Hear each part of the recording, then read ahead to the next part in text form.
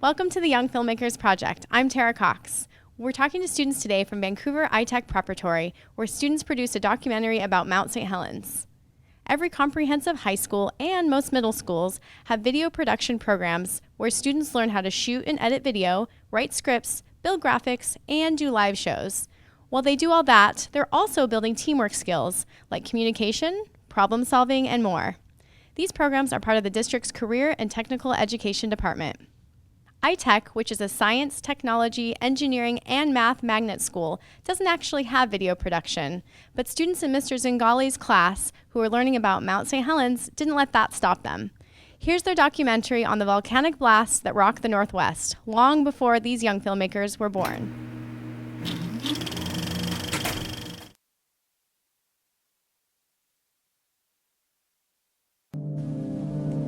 Good evening, I'm Glenn Johnson of KWSU Television News, and tonight a special report on the Palouse fallout. 3 days after the eruption of Mount St. Helens in southwest Washington state, imponderables dust the air like volcanic ash. Mount St. Helens shook with its most violent eruption in 123 years. Mount St. Helens, a 9,677-foot sleeping volcano, nestled in the wild abundance of the Gifford-Pinchot National Forest in southwest Washington. Mount St. Helens was formed 40,000 years ago and is the youngest and most active volcano in the Cascade Range. The lake was a haven for recreational activities and youth camps, the YMCA's Camp Meehan being the first. Thousands of youngsters flocked to the lake over the years. St. Helens is a place where people of any age could explore and encounter nature. A place as close to heaven as one could get. Until everything changed. On May 18th, 1980, a relatively normal day, the sleeping giant known as Mount St. Helens woke up. David Johnston, a volcanologist manning an observatory close by, shouted the historic words, "Vancouver, Vancouver, this is it," while the lateral blast eruption obliterated the north side of the volcano. Lateral eruptions are scientific anomalies, taking place only on few flanks in history, molten rock flowing out of the weakest point in a volcano, in most cases decimating much more. This devastating eruption caused animals to run away from their homes and people to live in smoke and ash. St. Helens, while a scientific anomaly, has had excellent impacts, unpleasant repercussions, and everything in between. The raging torrent had left its mark. The immensity of the blast in 1980 was unlike anything that anyone could have predicted. The blast had major impacts on the way scientists and civilians encounter and explore the mountain. But what really happened that day? First, a 5.1 magnitude earthquake occurred at the mountain. Within 10 seconds, the earthquake triggered the largest landslide in recorded history. The lateral blast destroyed the mountain's northern flank and released millions of tons of magma and ash. The ash was carried away by the wind, disrupting air traffic for hundreds of miles. Large areas of forest were either knocked down by the force of the blast or severely burned by the toxic gas released from the volcano. The heat from the eruption melted entire glaciers on the mountain, forming lahars. The lahars moved down the mountain and into streams and rivers, ripping up trees, destroying roads, bridges, and homes, such as Christine Colacerto's and Harry Truman's. The impact was unimaginable. Overall, the eruption obliterated the mountain's north side, demolished more than 200 square miles of land, and killed 57 people, including David Johnston and Harry Truman. You know, we were just dumbfounded by the immensity and the power of what had happened. Despite being specialists in big disturbances.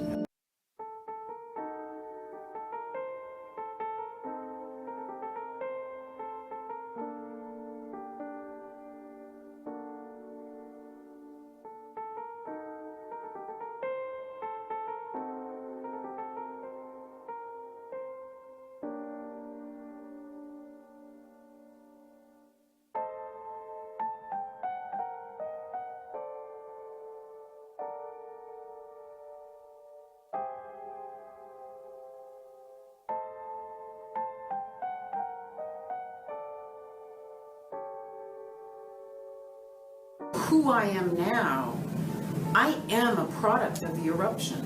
I wouldn't be who I am if Mount St. Helens hadn't erupted. And I think it's true for everybody living in the Pacific Northwest at that time. It was a huge wake-up moment that we were living among volcanoes, and that volcanic eruptions weren't these distant things that happened in Pompeii or, Etna or, with Vesuvius. They were things that could happen to us right here.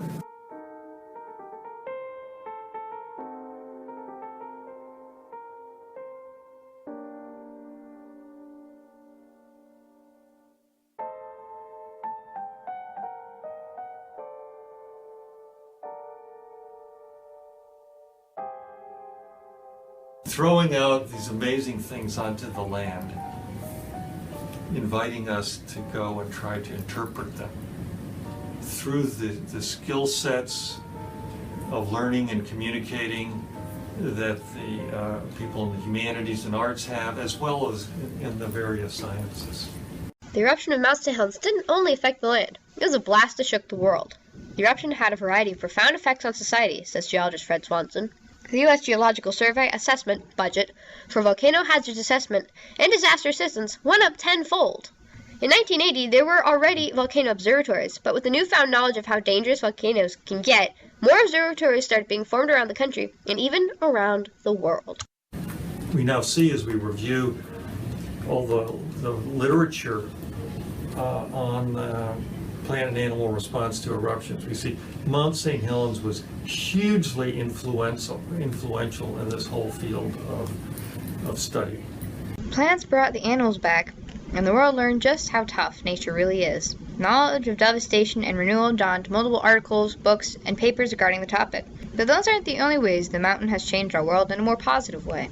So I've been really keen on helping to bring the poets and philosophers and artists, other creative writers into the area so we can communicate about the cultural dimensions. Society united itself, philosophers and scientists standing alongside artists and poets. Different scientists traded what they knew for other information, and every person completed everyone else. In the wake of devastation, humanity always finds a way to ricochet from hardship.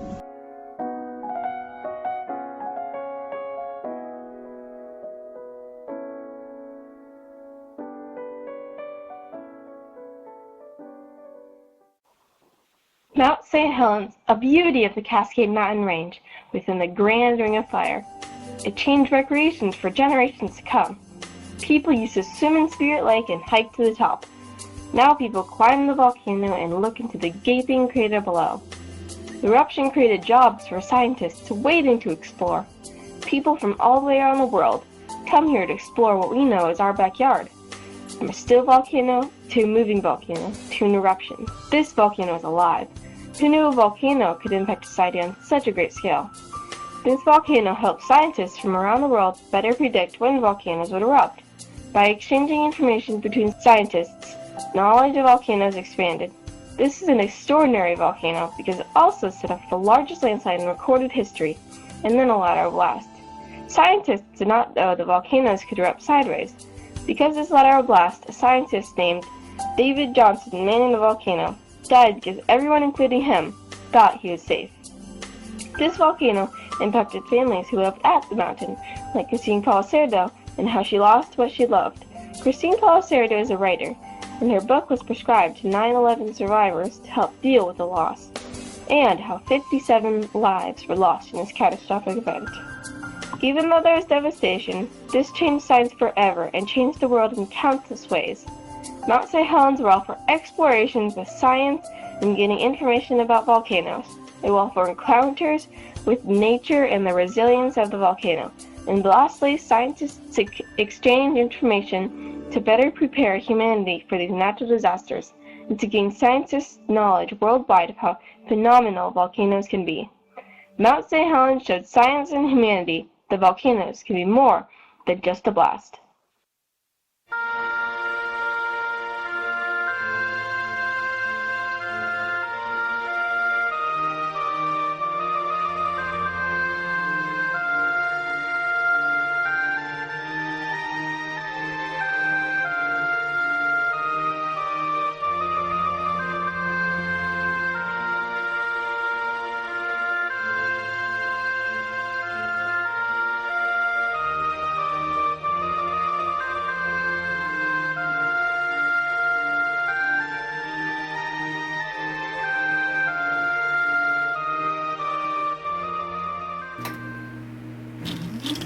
guys, thanks for joining me.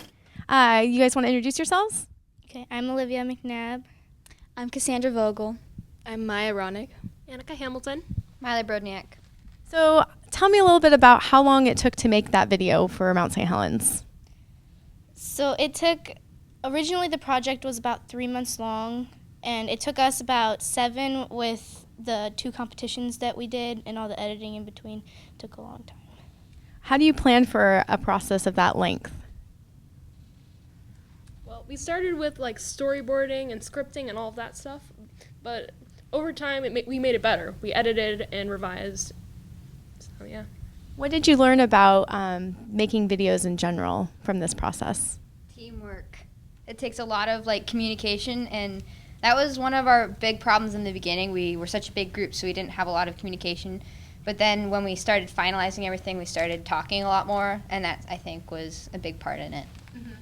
What about the technical skills? Did you guys have to learn new software or how to do things with the camera? We used this program called WeVideo, and it allowed us, if there was a mistake in another peer's work, then we could edit it, or it was just a more collaborative way, and we got to learn how to cut and use all the images to record.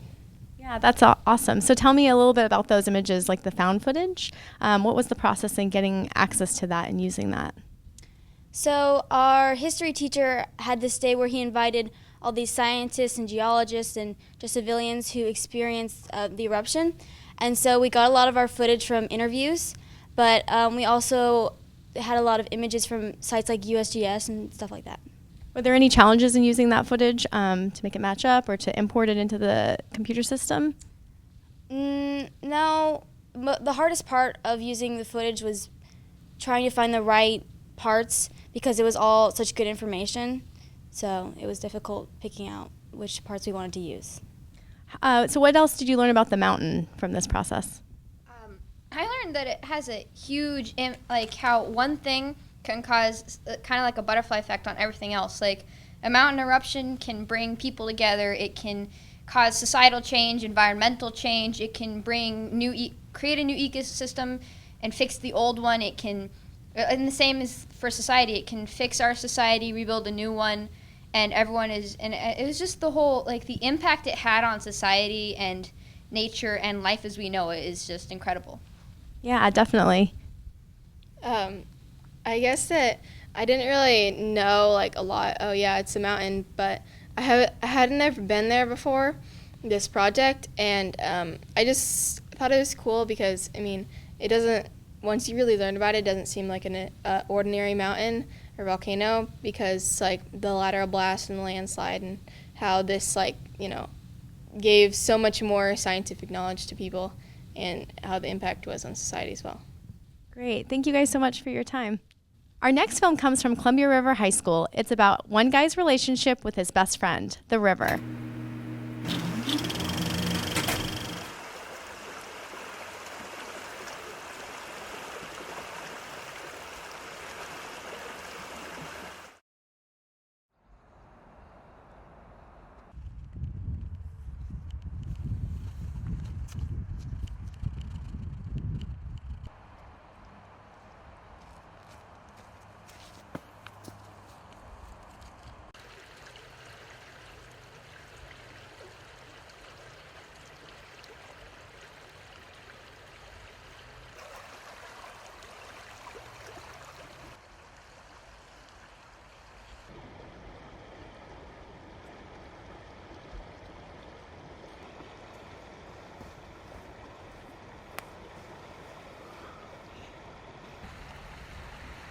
So I'm glad you're here. I have had the absolute weirdest day.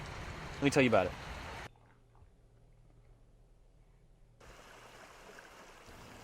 My day started like any other, with me waking up. You know me, never having a problem with making it out of bed.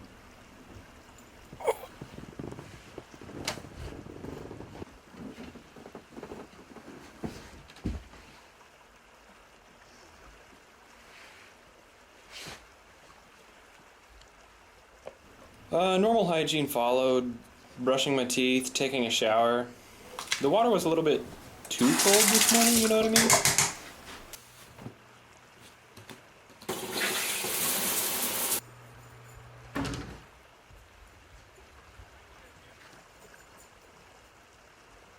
My hair didn't turn out with that nice sweeping motion to it that I liked, so I grabbed a hat on the way out rather than, you know.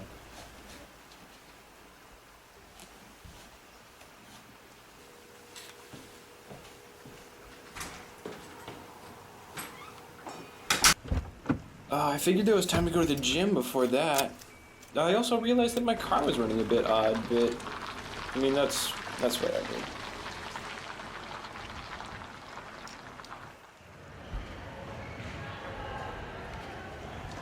I finally made it to the gym, and I realized that the darn place is closed, except that one guy who always wants to show off his latest yoga stretch, he was still in there, and, like, I cannot stand that guy.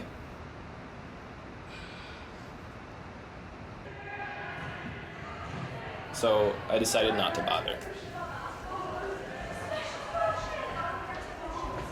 I look at my phone to text my brother back, and I realized that it was already won something, and I was even later for work than usual, which sucked.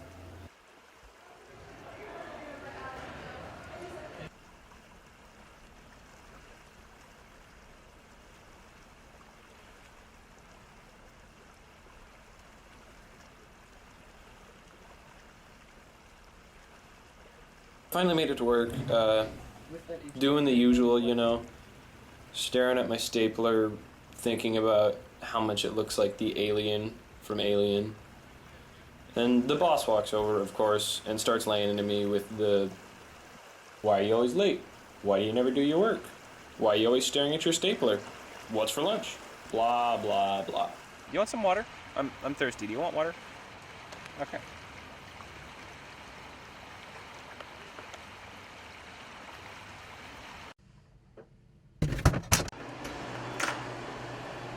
I took my stuff and left. They said I was fired, but I like to think I did it for myself.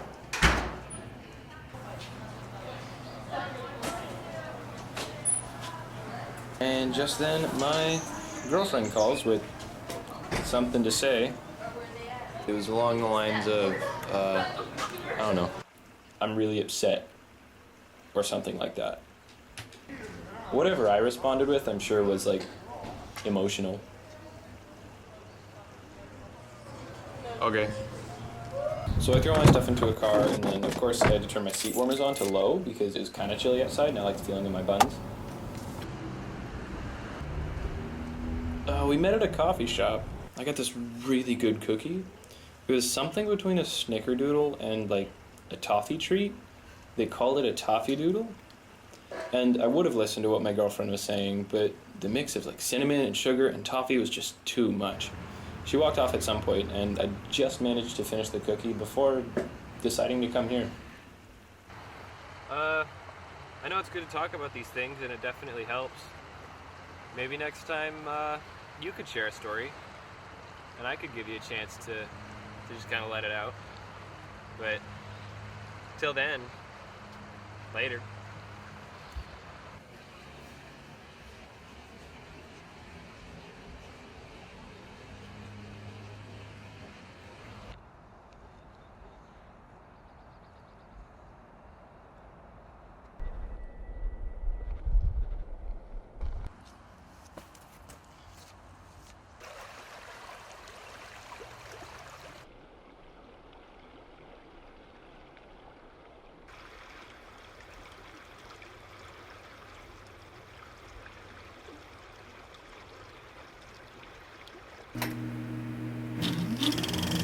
Nice job, guys. Our final film comes from Vancouver School of Arts and Academics. It's about creativity and procrastination.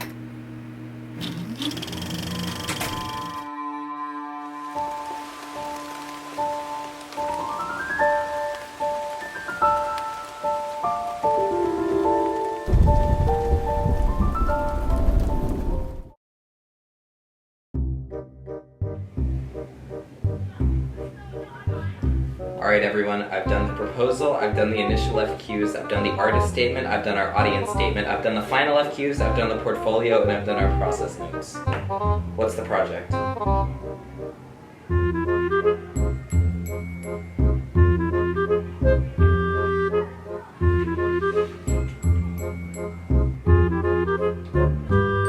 Maybe Colby has an idea.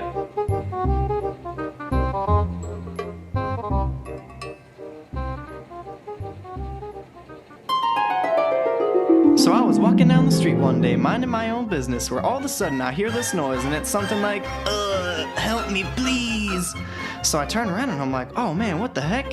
And there's this couch sitting in the middle of the field. So I run over and I'm like, oh man, this is kind of weird.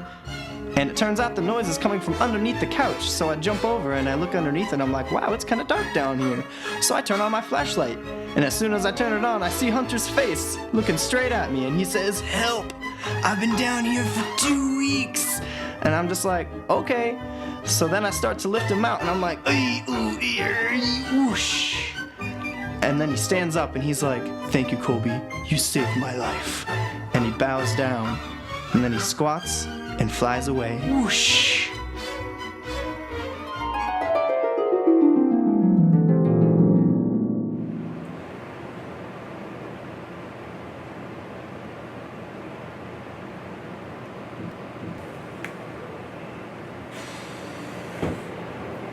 I'm gonna have to go with maybe not.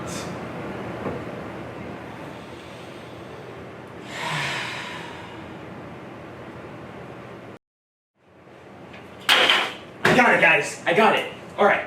So there's this bandit. And he's also a kung fu master, but he's out to steal time.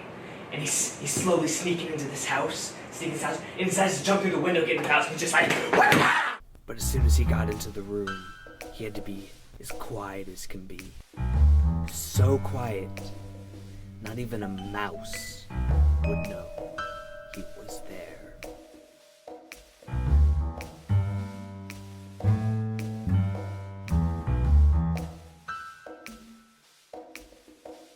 Just as preparing to steal the time, out of nowhere comes a time cop.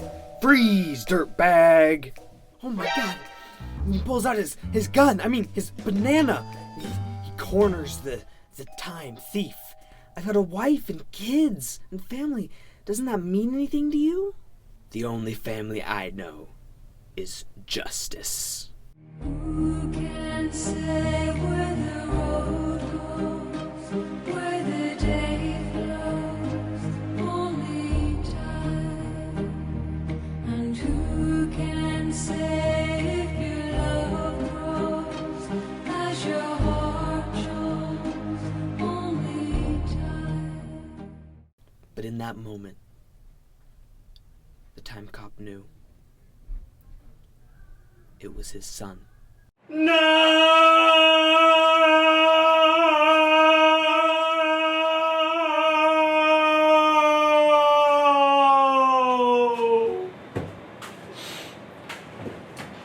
Are you guys even listening? What? Never mind.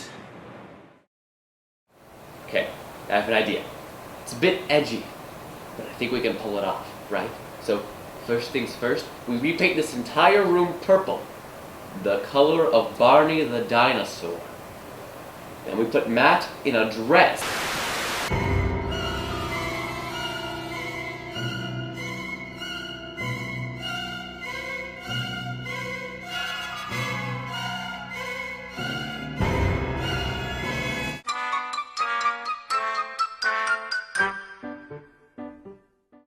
So what do you guys think?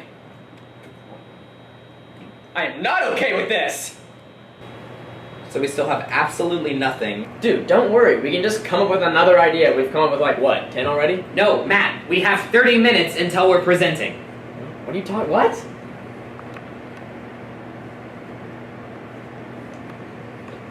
We have 2 months! No, we had 2 months.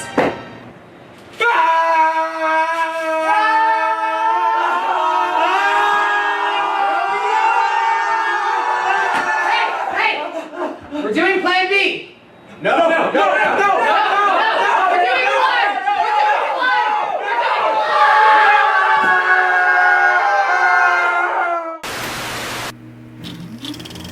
That's it for us. Thanks for watching the Young Filmmakers Project. Until next time, I'm Tara Cox.